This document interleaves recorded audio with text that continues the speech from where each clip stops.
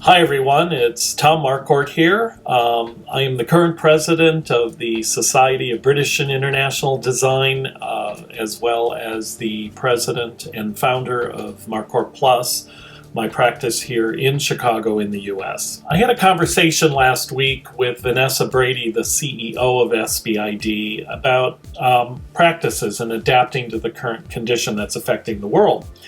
And my practice is fairly predisposed to what's going on by nature of how we operate. And since we do these Zoomtables that we've been putting together, Vanessa and I thought it might be a good idea to do one and create some clips on different subject matters that key members of our consulting team for Marquardt Plus contributed, and share them with you as a way to kind of inspire some new creative ways of thinking and how to operate and what to do in this kind of new world that we've all found ourselves in. So anyways, I hope you find these clips beneficial to you, and thanks again for considering taking a look. And it's going to put the onus on what those end result physical spaces are in a different way. And I think for our... That's up to you, Mr. Marquardt. Yeah, well, it's but it's a whole new level of challenge. I mean, I'm looking at every room that each of us are sitting in and what's behind them.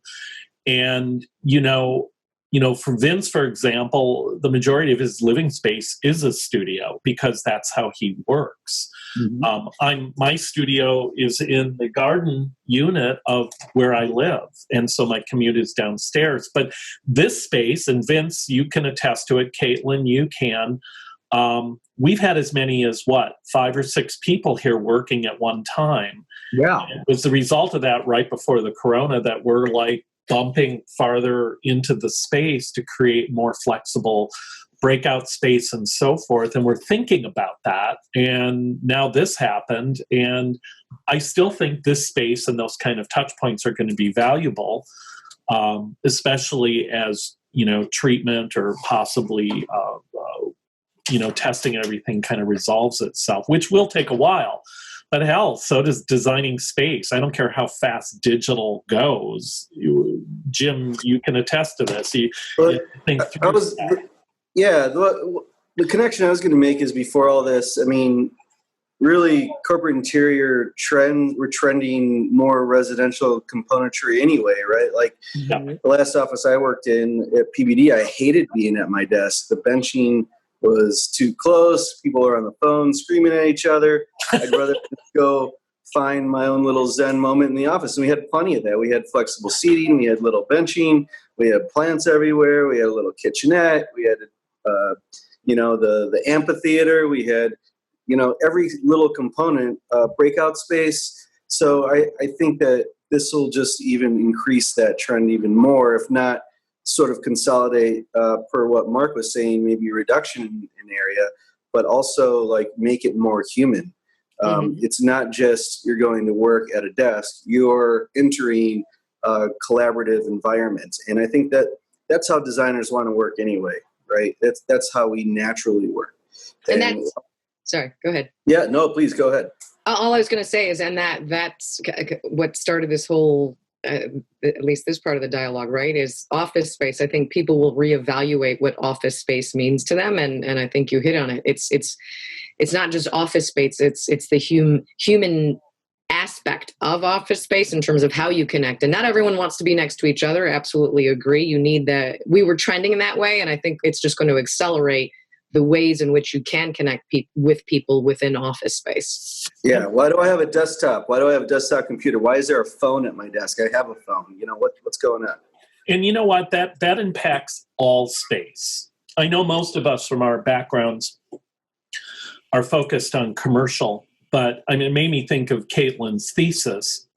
But even home space, just by nature of what's going on right now with the pandemic, Riva, you can attest to this, how people act as a family within a space, the fact that younger people do connect digitally in a different way, and where are they doing that? And what does it mean when your family doesn't clean the kitchen, and how do you deal with that? And then maybe there's a different way to think about kitchen as part of design. And Caitlin's thesis, and please correct me if I'm wrong, is based on creating interactive environments for people on Alzheimer's. Is that correct? Correct. And trying to do it from the sense of building environment that has a familiarity and movement in space, but it's still safe. So it acts as a therapy as much as a environment of comfort and safety, right? And the idea of thinking that way outside the box is ultimately what may happen. The homes 10 years from now we may not have, it may be like the 50s. There's going to be this complete paradigm shift as to what type of rooms people have and where they put emphasis. No flagstone, please. Oh, there we go. We need locks on every door in the house, especially the kitchen. And the refrigerator as well. From the outside to keep those kids in the room. No. Mark raised a point earlier, and I think, Mark, you actually raised both the pro and the con for it. The fact that space, density of space, right? That we have these big open spaces. But even, I think when you were commenting about open floor plan, right? Not everyone's going to necessarily want to be together. So there may be a need for wide open space as well as dense. Like that part, I can't predict what direction we're going to go in, because I think you'll have people who will say, absolutely, I don't want to be anywhere near people 6 feet away. They'll keep social distancing forever for fear. And I think there will be those, the other group that I keep referring to are just going to want to connect even that much more. So it's an interesting premise. I don't know which way it's going to go, whether we'll have less square footage or want to have more square footage. I think Fundamentally, Benching 72 inches. I don't know. I think fundamentally humans are emotional and tactile beings. And that's why we need some kind of connection with people. Yeah. Well, I think, Jennifer, there's not one size fits all, right? I was saying earlier how the design community is designing for 5 generations right now. Each of those generations have very, as a generalization, of different traits, different characteristics of what they want when they go to a work environment. Mm-hmm. Someone like myself, I've always worked in a private office, ever since I've been, quote, in management, and I really prefer that. And yet there are people who run very big companies, like Mike Bloomberg sat in the middle of a pit at Bloomberg. And so the design challenges for, the James Vinces and Toms of the world and Caitlin, obviously, are going to be huge, because they're going to have to address what you just said. They're going to be people who want that close interaction. They're going to be people who say, don't get near me. Right. One of the webinars I sat in on, they talked about, you mentioned mid-50s, James, that, people are going to go back to 90s design, a very clear minimalist look, because they want to have the perception when they walk into an office space that it's clean and healthy. Perception being the key word here. So seamless, no tchotchkes on the desk, nothing gathering germs or dust. This is counterintuitive. The impression will be that hard surface is a better flooring surface than carpet in that environment, which is actually the opposite, because germs don't stay on the floor with hard surface. They go up in the air as people walk around. With carpet, they reside in the carpeting, and it's easy to clean out. But be that as it may, the perception will be that a clean, hard surface is a, quote, healthier surface. After all, isn't that what hospitals have, et cetera, et cetera? Mm-hmm. And then the whole impact of the healthcare design, James mentioned residential impacting, and I agree with him. Again, I'm not a designer, but seeing it. But I suspect you're going to have healthcare design impacting corporate design. Mm-hmm. Considerations that are taken when thinking about designing a healthcare space may filter into or come into, and again, maybe Tom has some thoughts on that. But no, exactly. And, I think it always comes back to the same premise. It's something that our practice kind of holds, to how we approach work, is I think ultimately every solution is individual in reaction to those people you're working with. And yeah, there'll be a trend. I think people will be very reactive for 2 years.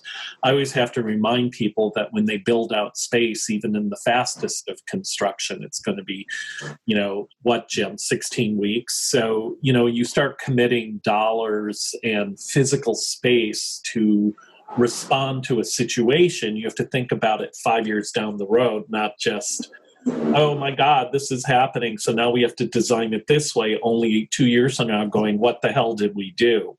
And I think there's always a trap when you see trends, and I'm seeing this now in all the interiors press, the architectural press, about this is what's going to happen. And I love that people, are being futurist about this. And I think what Mark is saying, especially about healthcare, the idea of sustainability, but healthy environments is just going to be emphasized. But I also think that we can get into a trap sometimes when we kind of try to standardize things. And when you don't standardize it, people look at that as an additional cost when you're being creative. To me, that's what we do as designers. It's our job to take those individual needs or whatever they are and manifest them in this space. So I think you're both right. Well, I think what it boils down to is maybe, people looking for space are going to be just that much more fussy, right? You're not going to be able to sell a 50s antiseptic kind of space that is a full floor plate. A lot of the new West Loop buildings have a point of view, right? They're a little more humanist. The scale is a little bit more reduced. But maybe you start seeing operable windows again to get air coming through.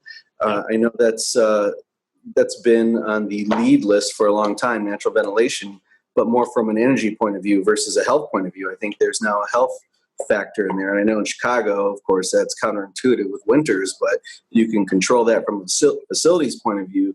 You still have an amenity. And places like LA, like, why not? Why not? Or in the South, Atlanta. But I think that there are building envelope scenarios too, which this is going to affect. Yeah.